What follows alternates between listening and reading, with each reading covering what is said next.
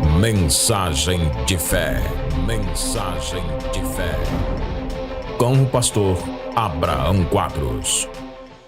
Evangelho de Jesus, que segundo escreveu Mateus capítulo de número 25, amém? Mateus capítulo de número 25, e nós vamos começarmos a ler a partir do verso 31. Os que acharam, digam amém. Eu vou ler para nós ganhar tempo. Diz assim: e quando o Filho do Homem vier em sua glória, e todos os santos anjos com ele, então se assentará no trono de glória da sua glória, e todas as nações serão reunidas diante dele. Repete comigo: todas as nações serão reunidas diante dele, e apartará um dos outros, como o pastor aparta dos bodes as ovelhas. Diga: o pastor aparta dos bodes as ovelhas. Tem tradução que está dizendo cabrito das ovelhas. Eu queria que vocês assentassem. Se Deus merece, você pode aplaudir a Deus bem forte.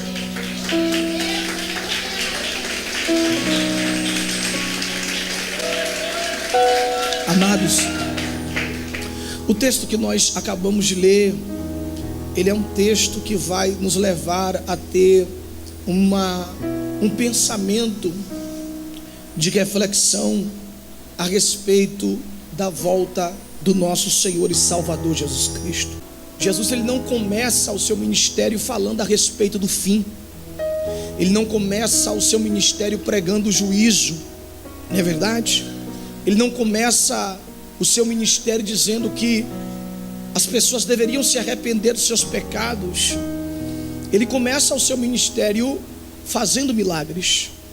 Mas nós sabemos que quando nós lemos o desfecho da história, você começa a entender que o foco do ministério de Jesus, os 3 anos, diga-se de passagem, 3 anos que se passaram muito rápido.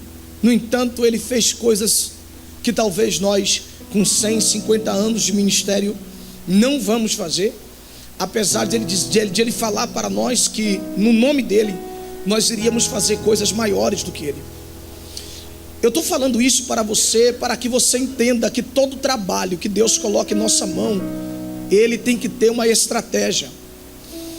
Muitas das vezes você poderá ser perguntado, você poderá ser indagado de algumas coisas que o Senhor Deus colocou nas suas mãos para fazer. E quando Deus coloca algo na sua mão para fazer, Ele também vai te dar uma estratégia para você concluir aquilo. Nós estamos falando no sentido espiritual. Quem não tem visão do reino nunca vai entender por que caminho você anda.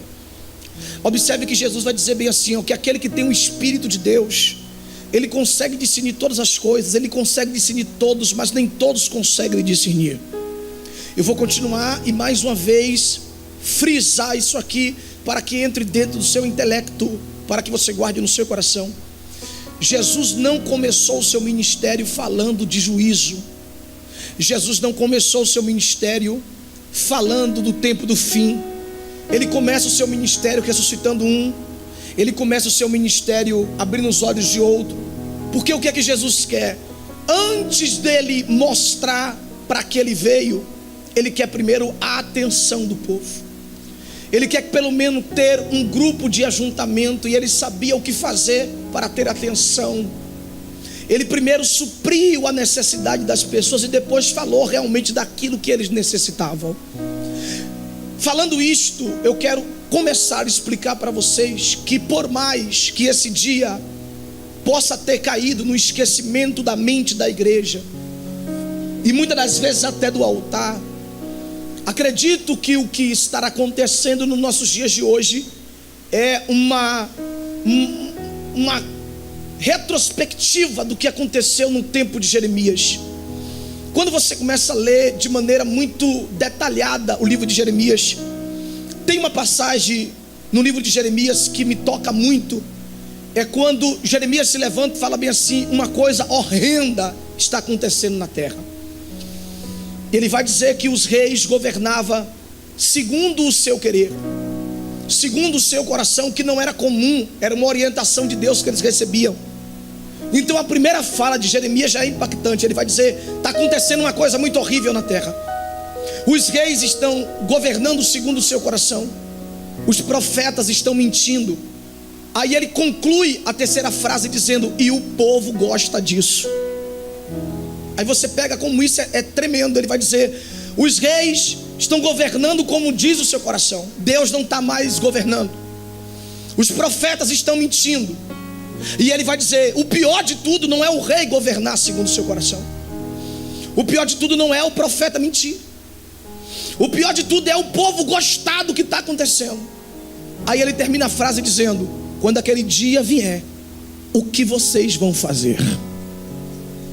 O Jeremias está trazendo para nós um pano de fundo de que há uma perdição total. Não é somente uma parte, não é somente um povo, não é somente um canto. Ele está dizendo: infectou geral. Parece que não há remanescentes. Ou se há remanescente, quem é remanescente se sente tão minoria, se sente tão fragilizado diante do grito da multidão, que perdeu a autoridade de ir contra aquilo que está sendo ouvido e dizer: está errado.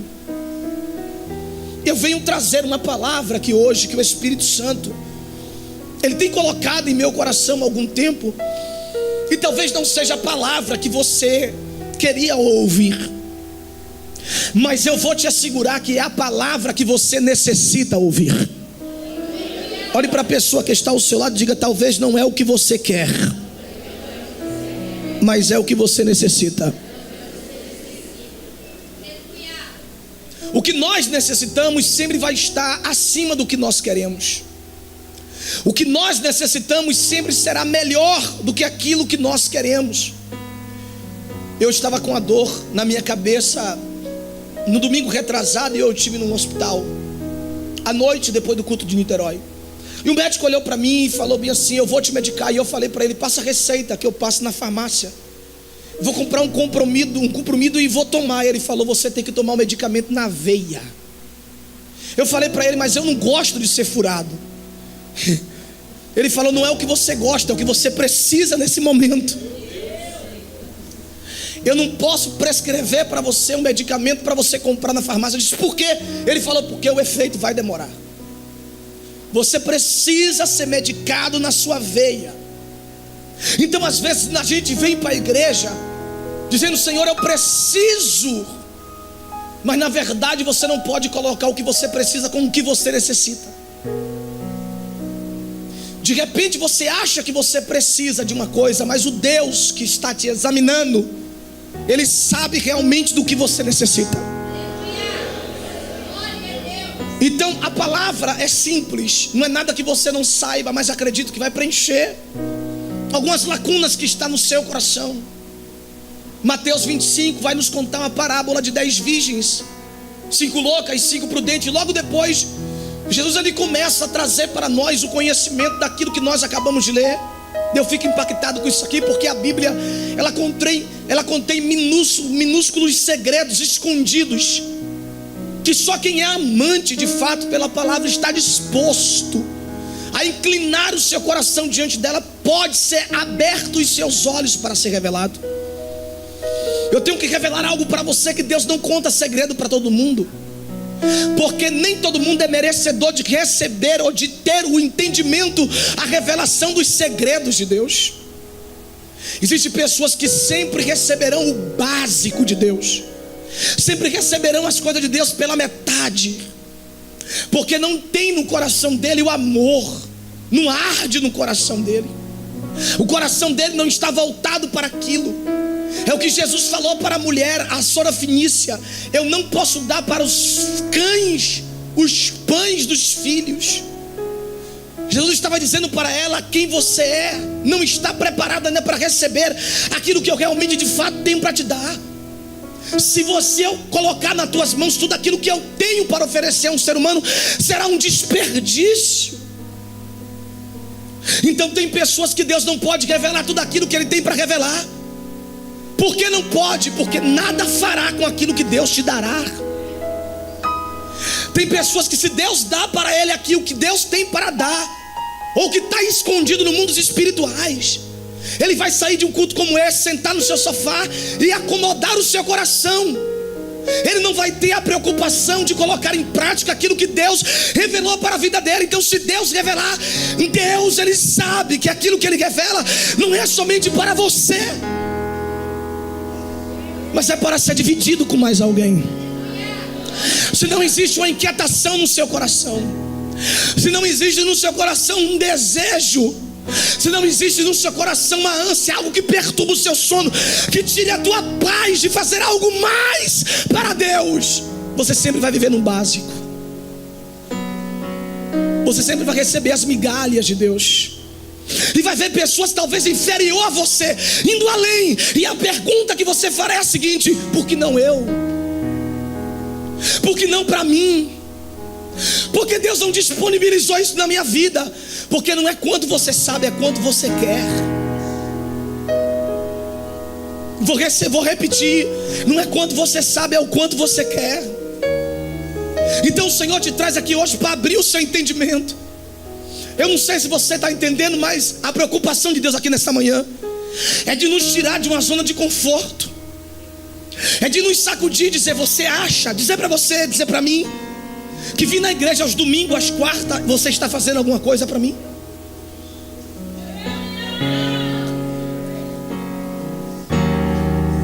Você acha só porque você se levanta de manhã, coloca a sua roupa e vem para a igreja, isso já é tudo?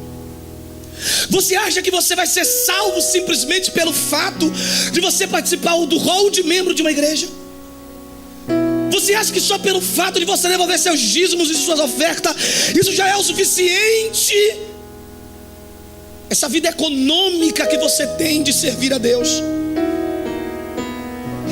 você anda se poupando tanto, e Deus está dizendo: eu preciso que você se desgaste mais. Eu preciso que você se desgaste mais, porque a recompensa eu sei dar. Ele vai dizer: aquele que largar mãe, pai, filho por amor a mim, ou por amor de mim, nessa terra vai ter recompensa, e lá também eu vou recompensar. Então eu queria que você segurasse na mão da pessoa que está do seu lado. Eu não sei se você está entendendo para onde Deus está querendo te levar, mas eu aqui já recebi a leitura. Deus está dizendo para alguém: se movimenta no meu reino, desenferruja, coloca azeite nesse ferrujo. Para de ser esse crente simplesmente em uma zona de conforto, dizendo: eu estou indo para a igreja, mas não quero só que você vá, eu quero que você use o potencial que eu te dei, a saúde que eu te dei, o talento que eu te dei, o dom que eu te dei, a palavra que eu te dei, os sonhos que eu te dei, a voz que eu te dei, a visão que eu te dei, o carro que eu te dei, a casa que eu te dei. Ali que é midstal e cauidstal e cauidstal. Se você pode, levante a tua mão e dê um glória para Deus aqui.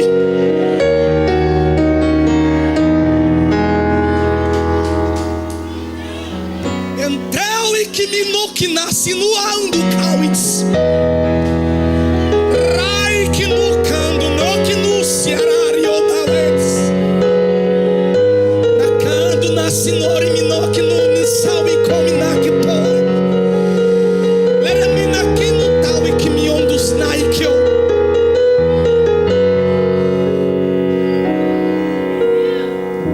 Algumas coisas precisam ser confrontadas em nós. E eu preciso dizer uma coisa para você: nós temos que sair dessa zona de conforto o quanto antes. E é para um povo que está insatisfeito, há uma inquietação no seu coração. Eu recebi quinta-feira dentro do meu escritório uma médica na Tijuca, e ela chegou para mim e disse: pastor, eu estou há 14 anos na minha igreja, e eu estou saindo de onde eu estou congregando há 14 anos, estou vindo para cá. E eu perguntei para ela qual o motivo, o que está acontecendo. Ela falou em 14 anos. Eu percebi que a minha igreja, onde eu congrego, ela chegou no teto. Chegou em uma situação em que já está acomodado. Não tem mais nada para fazer e meu coração está gritando dentro de mim. Eu estou querendo mais. Algo dentro de mim está falando: tu podes fazer mais. Eu sento no banco da minha igreja e me sinto uma inútil, uma doente espiritual. Eu ouço louvor, uma pregação, saio daquele lugar e seria como eu estivesse na frente da televisão, na minha casa, assistindo um filme.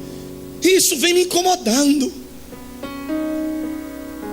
E o Espírito Santo naquele momento falou comigo: isso é o retrato do meu povo. Por se multiplicar a iniquidade do mundo, o amor de muitos. E quanta gente fria dentro da igreja. Perdeu a paixão. Está olhando para o homem, está buscando defeito na igreja para não fazer. Cheio de argumentos, de subterfúgio. Cheio de razões. De porquê. Não fiz porque fulano é assim, não fiz porque ciclano é assim. Não fiz porque achei que isso é errado. Achamos que esses argumentos vai nos garantir quando chegarmos diante de Deus. Achamos que esses argumentos serão o suficiente para Deus olhar para mim e você e dizer: eu te entendo. Ele simplesmente vai abrir a Bíblia no livro de Isaías e vai dizer: olha o que estava escrito aqui: olhai para o alto e sereis salvos. Então eu queria que você me prestasse um pouquinho da sua atenção. Em 20 minutos a gente termina. Eu queria dar um tema a esta mensagem. Agora eu começo a pregar: separação final. Repete comigo: separação. Bonito, mas ficou fraco. Diga: separação. Final. Observe que nessa separação final ele está dizendo bem assim: e porá as ovelhas à sua direita, mas os bodes ou os cabritos à sua esquerda. Ele está dizendo: todas as nações serão reunidas diante dele, e porá um dos outros como pastor. Repete comigo: como pastor. Como um pastor faz o quê? Separa as ovelhas do cabrito. Eu quero primeiro pontuar uma coisa bem forte aqui para vocês, antes de nós começarmos a pregar. Não é qualquer pessoa que está fazendo essa separação, é um pastor. Agora observe que há uma mistura de ovelhas e cabrito. Talvez aqui no Brasil não, mas na Itália. Esses animais, eles são muito parecidos. Ovelhas e cabritos, muito parecidos. Consiga entender que ele está colocando duas classes de pessoas e não tem da terceira. Alguém me ouve aqui? Ele está dizendo: vai ter ovelha de um lado e vai ter cabrito de outro lado. E a terceira pessoa não terá. E a terceira classe de povo não tem. Só tem dois: os que vão e os que ficam. Na separação de Deus ele está dizendo: não tem meio termo. Não tem eu sou quase crente. Não tem aquela pessoa que fala assim: mas eu ia para a igreja e eu não. Ele está dizendo: ou você é ovelha ou você é cabrito. Ou você é ovelha, olhe para cá, ou você é bode. Na separação de Deus não vai ter aquele que ele vai olhar e vai dizer: olha, você que aí tem meio termo, meio cabrito e meio ovelha, eu vou te julgar por essa indecisão. Ele está dizendo: ou você é um ou você é outro. É por isso que quando Elias ele sobe ao monte, ele vai perguntar ao povo a seguinte palavra: até quando vocês ficarão cocheando em dois pensamentos? Olha a pergunta dele: até quando vocês vão ficar cocheando em dois pensamentos? Pega isso aqui. O que Deus estava dizendo para o povo era que nada Deus poderia fazer em relação a eles enquanto eles não decidissem de que lado eles estariam. Deus está perguntando: até quando? Até quando vocês vão ficar assim me impedindo mudar a vida de vocês? Até quando vocês vão ficar me impedindo de trabalhar? Até quando vocês cochearão em dois pensamentos? Pega isso aqui. A única pessoa que poderá separar ovelha de cabrito é o pastor. Porque se você for tentar separar, vamos ser confundidos pela ausência do nosso conhecimento. Eu vou repetir. A sua mente está lenta. Acelera. Se nós formos tentar separar a ovelha do cabrito, não iremos conseguir pela ausência. Olha para cá. O texto está dizendo que quem está fazendo a separação é o pastor. Por que tem que ser o pastor? Não é um funcionário, não é um terceiro, é o pastor que está fazendo a separação da ovelha e do cabrito. É o pastor que está trazendo, colocando um para o lado e colocando outro para o outro lado. Observe, na parábola do joio, o discípulo se levanta e fala bem assim, cheio de ira. Eles falam, nós iremos arrancar o joio do meio do trigo. Ele fala, não faça isto. Deixa o joio crescer no meio do trigo. Por que Jesus não deixou o discípulo arrancar? Porque eles não iriam saber distinguir o que era joio e o que era trigo. O nosso coração não tem essa sensibilidade para emitir juízo de quem é e quem não é. Por mais qualificado que você se ache a ser, você não tem perfil, senso de justiça 100% para dizer esse é e este não é. E na tentativa de tentar fazer justiça, poderemos cometer a injustiça. Na tentativa de separar joio do meio do trigo, ou bode de ovelhas, se não tivermos a qualificação que implica em um pastor, simplesmente nós iremos causar dor, trazendo juízo. E a Bíblia vai dizer, não queira ser mestre, porque se tentarem ser mestre, mas duro para você será o juízo. Sabe o que a Bíblia está dizendo? Se o teu senso de justiça não consegue ter o olhar de Deus que penetra no coração do homem, cale-se. Porque o que você consegue ver é o que está diante dos seus olhos. Porque Deus vai repreender Samuel. Alguém está comigo aqui? Quem está comigo?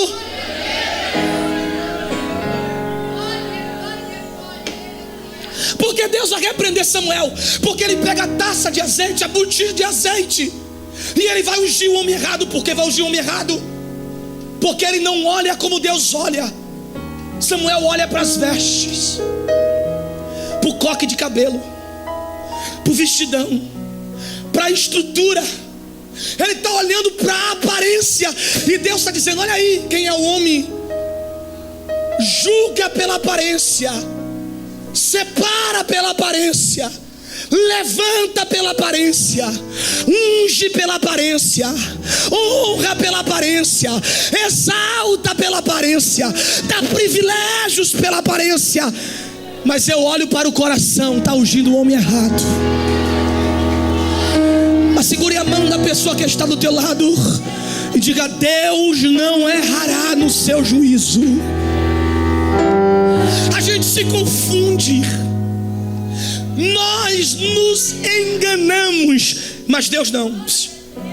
Quem é que vai separar o cabrito das ovelhas? É o pastor. E perceba, não tem nenhum problema, nem demora, nem confusão. É simples a separação, porque quando ele olha, ele consegue identificar quem é e quem não é. No meio dessa mistura, no meio dessa confusão, que tem gente que não é falando igual quem é. Quem pegou, pegou. Quem não pegou, não pega nunca mais. No meio dessa confusão que você olha e você tem dificuldade, será que é? Será que não é? No meio dessa confusão que hoje está o nosso meio chamado evangelho, que nós não sabemos mais quem é quem. que os critérios que nós estamos usando são critérios pífios. São critérios que simplesmente nós olhamos para ele falível. Olha o que o pastor vai fazer: bode para a esquerda, ovelha para. Sem medo de cometer injustiça, sem medo de errar, ele está dizendo: eu vou separar, porque eu sei quem realmente é, e eu sei quem não é. Os nossos olhos humanos, prestem atenção, é muito fácil, pega isso rápido aqui, nós dizer quem não é. Quando está lá fora, você olha para um ímpio passar na rua, na praça, está com baseado aceso, fumando, você vai dizer: é ímpio. Sim ou não? Passando na porta de um bar, uma garrafa de cachaça, de cerveja, é fácil você olhar e dizer: é ímpio. É ou não é? E tem gente que a mente é tão violenta que ele já terminou antes de mim. Mas quando se mistura no nosso meio, quando se veste igual a nós, quando canta igual a nós, quando vem para a igreja igual a nós, aí a gente fica no meio desse labirinto, tentando identificar: será que é realmente de fato? E às vezes a gente, com medo de precipitar, aceita como crente um ímpio. A gente, com medo de errar e ser ajuizado e sentenciado por Deus, a gente termina abraçando quem não é. Porque todas as vezes que nós vamos emitir o juízo, nós lembramos da palavra que diz: não queira ser mestre, não tira o joio do meio do trigo. Aí ele está dizendo bem assim, ó: só que quando chegar diante de mim não vai ter esse problema não. Eu vou fazer a separação, porque somente o pastor sabe quem é ovelha e quem é bode. Segure na mão da pessoa que está ao teu lado e diga: a separação vai acontecer. Estou sentindo a presença de Deus aqui. Estou sentindo uma glória que desce aqui neste lugar. Deus está trazendo essa palavra aqui hoje para mim e para você se autoavaliar de que lado você estará, do direito ou do esquerdo. E pare e pense: ele não vai separar e nem vai colocar uma direita e o outro da esquerda de questão de lado, não. Direita e esquerda é para emitir juízo. Analise um pouco comigo e preste muita atenção no que eu vou dizer para você, já que você entendeu isso aqui. A separação vai ser cruel, sabe por quê? Escute-me aqui. Não é porque anda com você ou está com você que vai ter que subir com você. Por isso é chamado de separação. E que separação cruel, sabe por quê? A Bíblia vai dizer que na hora da separação vai estar dois na cama. Um sobe e outro fica. Vai estar dois no moinho, ó. Não, você não pegou. E pregar dá muito trabalho. Observe, eu vou repetir. Acelera a tua mente. Vai estar dois aonde? Vai estar dois aonde? Dois na cama. Repete comigo: dois na cama, dois no moinho, dois no campo. Perceba que os dois que vão ser separados, eles estão nos mesmos lugares. Pega rápido, em nome de Jesus. Eu vou repetir: os que serão separados estão nos mesmos lugares. Eu vou facilitar, vou melhorar. Vão estar na mesma igreja, servindo ao mesmo Deus, cantando no mesmo ambiente. Mas ele está dizendo: vai ter gente que vai estar no mesmo lugar, só que um vai subir e outro vai ficar. E aí ele entra dizendo bem assim: nem todos que estão em Israel são israelitas.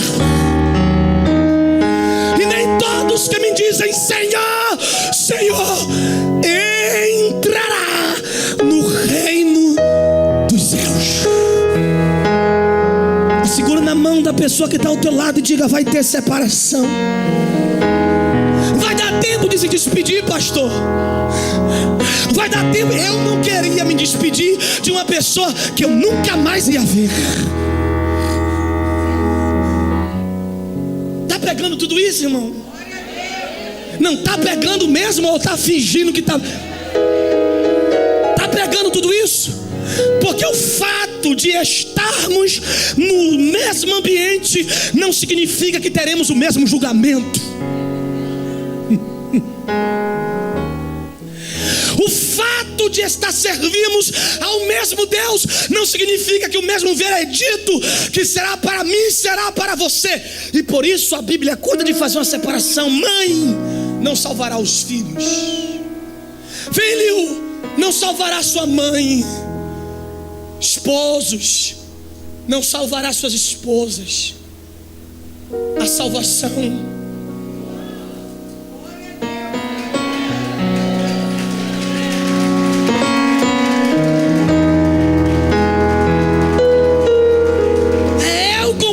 levanta tua mão, dá um glória para Deus aí.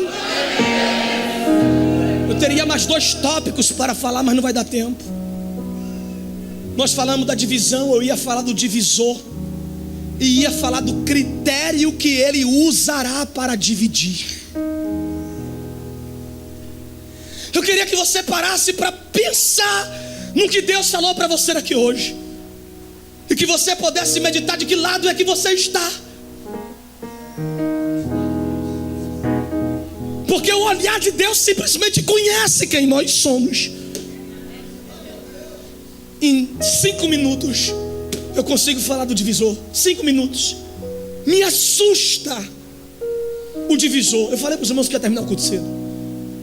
O que me assusta no divisor, que é Jesus. Quem é o divisor? Jesus. Mais uma vez, bota para arrebentar. Jesus. É alguém que nos ama muito. O que me deixa assustado no divisor é que ele um dia foi na cruz morrer por amor de você. E sabe o que me deixa assustado? Esse amor que ele tem tão poderoso.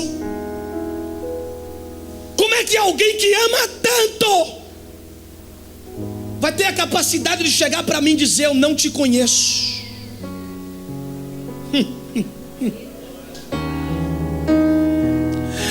Como é que alguém que me ama tanto vai ter coragem de olhar para mim e dizer: aparta-te de mim, maldito?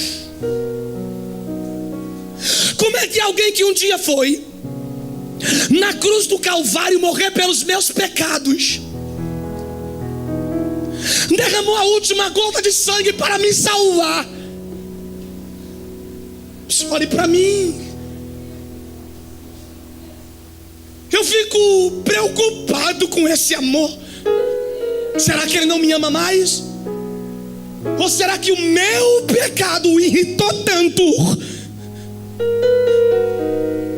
que ele está olhando agora e está dizendo: aparta-te de mim, porque eu já te dei tempo para você se arrepender e você brincou com o meu amor.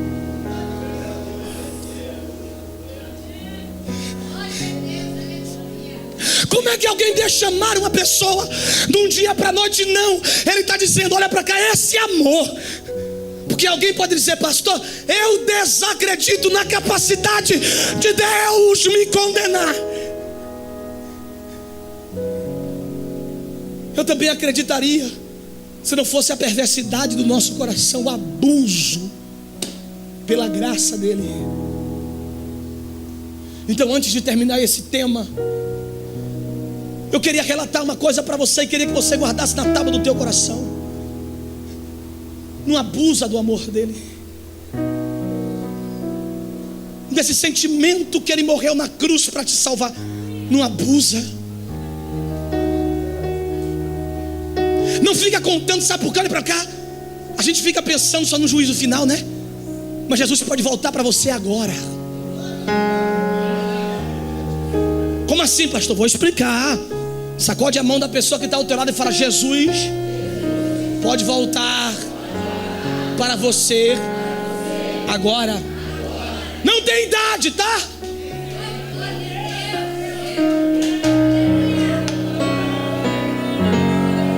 coração pode parar a qualquer momento. O fôlego pode faltar a qualquer hora. E a única coisa que nos resta é estar diante dele prestando conta. Então olhe para mim. Vive hoje como se ele fosse voltar amanhã. Vou repetir. Vive hoje como se ele fosse voltar. Pastor Abraão Quadros, a voz profética desta geração.